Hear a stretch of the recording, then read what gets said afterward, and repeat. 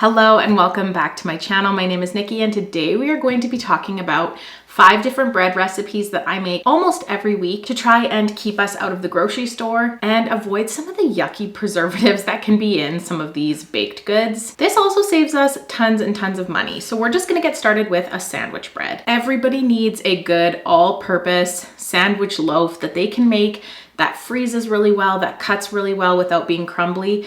And this is the recipe. Start with your milk of choice, adding in half of a cup, and then add in another half of a cup of boiling hot water.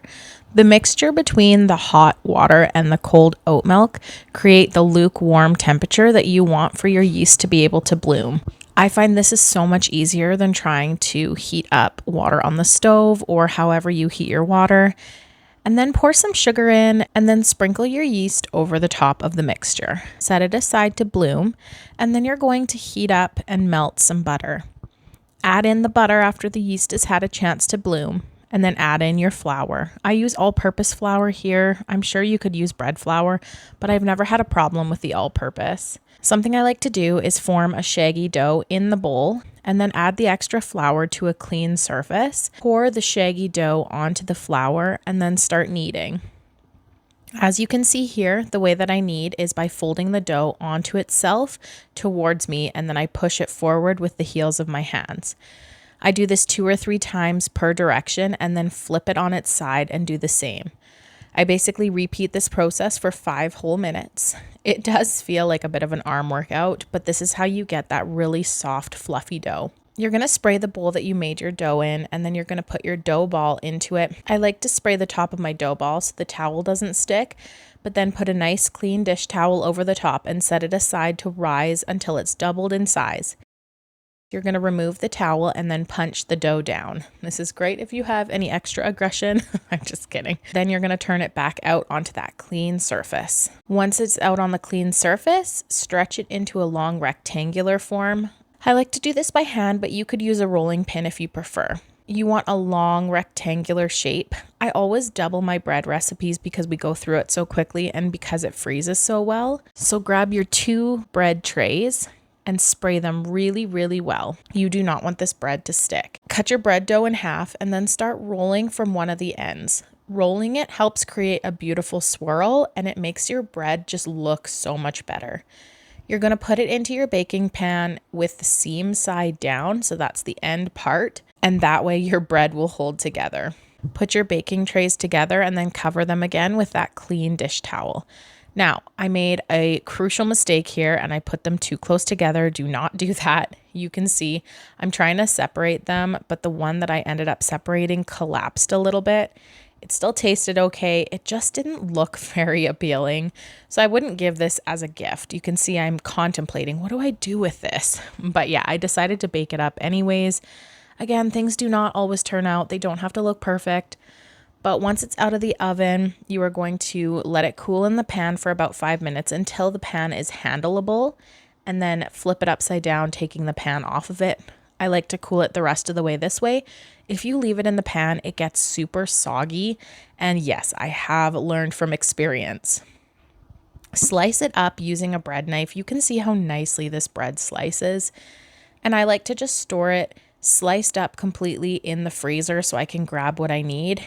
That was one of my biggest gripes with making homemade bread, is that it felt really hard to slice it and to actually use it like you would a normal bread. I topped mine with some egg salad after I toasted it and I was ready to go. The second recipe we're gonna go over today is a flatbread / pita recipe. I like to use this sometimes as the base of a pizza, as you will see. Sometimes I like to flatten this extra thin and use it as a tortilla style. It is extremely versatile. You could cut a pocket in it to make it a pita dough. You can do a myriad of things with this dough. Fair warning, all of these recipes are going to start the exact same because they are all yeast doughs. You start with a base of either water or milk and some sugar and some yeast. Let the yeast bloom until it is frothy. If it doesn't froth up, the yeast is dead. You will not get a good rise on your dough. Set it aside for a couple of minutes, and then for this recipe, we're going to be adding some oil and then some flour, mixing it around until it's a nice shaggy dough, doing a very similar thing to what we did in the very first recipe. I actually just decided to knead it in this bowl because this bowl is so big. Knead it until it is smooth and elastic. I like to store my yeast in the fridge. I find it lasts so much longer. Yeast is able to store in the freezer as well if you have extra, but I buy one of those big bricks from Costco, put it in a mason jar, and put it in my fridge, and it is just perfect. After your dough is nice and elastic, you're just going to set it aside topped with a clean dish towel for roughly half an hour until it has doubled in size again. Then you're going to turn it out onto a clean surface and divide it into equal sections. With these equal sections, you can do it very precisely by using a kitchen scale.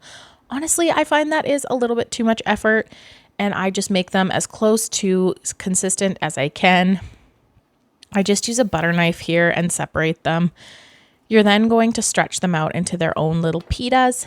I hand stretch them, but you could also use a rolling pin. Then you're going to put the dough into a hot pan that has been greased, and you're just going to fry them on both sides until it is golden. The inside will not be cooked, but that's okay because we're going to put them in the oven. I topped my flatbreads with some cream cheese and some beef. I put a little bit of cheese on there and some tomatoes and then baked it until it was golden brown and crispy. These were so delicious. My family just ate them up so quickly that I didn't even have a chance to film the actual end result. Recipe number 3 is a focaccia bread. It sounds very complicated, and when you can buy them in the store, it's so expensive, but it is actually extremely simple and hands-off to make. This focaccia bread is going to start the exact same way with some warm water, some sugar, and then some yeast. Then you put some salt in and some flour. You don't even let this bloom for very long, but mix it around until the dough is nice and shaggy. You're not actually going to have to knead this bread for very long, just until it's all combined. And then grease the bottom of the bowl that you made your focaccia dough in and roll the dough in it. Focaccia bread uses quite a bit of oil. Cover it and then set it aside to rise. While that is rising, you can prepare your baking pan. I'm just pouring in some oil here and spreading it around. Again, oil is quite prominent in this focaccia bread. Once that is all done and the dough has risen, you're going to plop it down onto the baking tray and press your fingers in, making these divots. You're then going to pour a little bit of oil on top and spread the oil around evenly. Then you can top it with either some chunky flaky salt, freshly cracked pepper, onion powder, garlic powder, whatever you feel like would go with the recipe that you're eating the focaccia bread with. Here I just used some fresh herbs from the garden, some basil, oregano, and thyme, I believe. Slice it up into even squares, and I served mine with a meatball soup, which I unfortunately did not film. Again, it was super delicious. Such a quick, easy weeknight meal. You could also use this as a sandwich bread, and you could top it with some cheese and some deli meat, and oh, that would be great in a lunch. Recipe number 4 is an all-purpose pizza dough. This dough does freeze really well, but it's actually super quick to throw together, so I don't usually freeze it. However, that may be a video I am going to make in the future, doing a full day of baking to try and stock my freezer with some of these doughs. We also use it as beef in a blanket, as you will see in the video further. Again, this 4th recipe gets started with some warm water, some yeast, and some sugar. You're going to set that aside to bloom. And then I pour in some flour and some salt, mix it all together. This is, like I mentioned before, a pizza dough. So we normally do use this as the pizza crust. However, today I felt like making beef in a blanket. We call pigs in a blanket beef in a blanket. Anyways, I just put some whole wheat flour onto my clean counter. And then I started the kneading process. Again, it's around 5 minutes of kneading for this recipe. You don't want this one to be sticky or it makes it super hard to cover the hot dogs. If you're making a pizza dough, it's okay if it's a little bit sticky though. You can just add some oil to the pan, put it back into the bowl, and then line a baking dish with some parchment paper. You can see I have my hot dog here. I just rolled out some of my dough and then wrapped the hot dog in it, placed it down on the baking tray. And then I baked it until they were nice and golden brown and crispy. This is a fan favorite. Everybody who has ever tried them loves them and asks me for the recipe. And it's so easy with only 3 ingredients to this dough. Sometimes I just serve them by putting them on a plate. I will cut the hot dogs into 3 pieces and make teeny tiny little beef in a blanket. But today I just made them full sized. Recipe number 5 is homemade dinner rolls. These are, again, super quick and easy to make, and they taste amazing. They pull apart, they're super flaky, super buttery. Highly, highly recommend. The final recipe is going to be dinner buns. We get started the same way, except instead of water, we're only going to use milk. This means that you're going to have to warm your milk up. Next, add in some sugar and then sprinkle your yeast on top.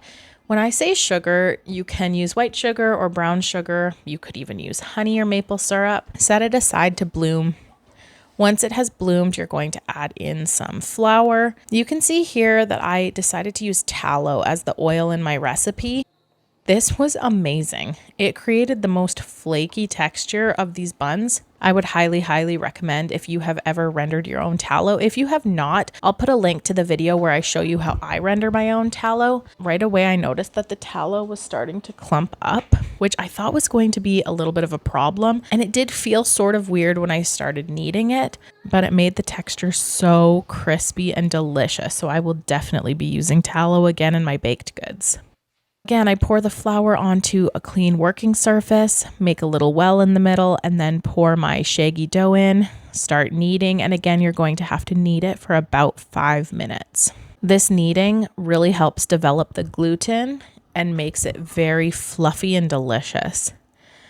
Once you're done with the kneading and you have a nice firm ball of dough, you are going to put it back into the bowl that you made it into that you have lightly greased, and then cover it with a dish towel again, setting it off to the side for about half an hour. Once that half an hour has passed and it has doubled in size, you're going to take it again, uncover it, and then punch it down. After you've punched it down, you're going to put it back onto your clean working surface and then start separating it. I believe this makes about 12 small-ish rolls, but you could do less or more depending on how many rolls you need. The idea is that you want all of the rolls to touch in the pan. So here I am just separating the dough. I separated it in half, and then in half again, and then in half again, and then in half again. And basically you do this until you have all of the dough balls that you want. Spray down your 9x13 baking dish really well, and then I like to form these into little balls. You can see I'm kind of pinching the bottoms. You want the bottom to be sealed really well and the top to be nice and smooth. You want all of them to rise together and end up touching. Cover it with a clean dish towel. Bake it in the oven until they are nice and crispy. You want the tops to be golden brown and them to be cooked through. You can put a toothpick in to make sure it comes out clean, or you can gently pull them apart like I have done here. Once they're handleable, you can start pulling them apart. Sometimes I cut them using a butter knife, and for today I use them as a breakfast roll. I added some cheese, bacon, and egg to one of the buns and just bacon to the other one. Oh man, it was delicious. You can see they're still quite warm. Usually this gets me 2 or 3 different meals depending on how many people I have to serve. But we did sloppy joes with them in the evening. You could also do Hawaiian rolls or burgers, whatever type of sandwich you like to make. I'll have all of the recipes linked in the description box below. If you do try any of these recipes, please let me know in the comments. I love to hear from you. Thank you so much for watching. I appreciate you more than you know. Take care.